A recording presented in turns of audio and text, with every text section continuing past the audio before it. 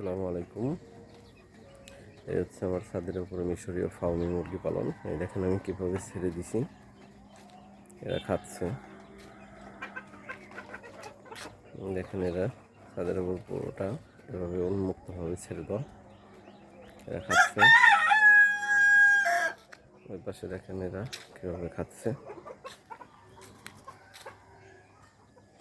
একটা উপরে উঠে গেছে এবং এইভাবে খাচ্ছে এরা।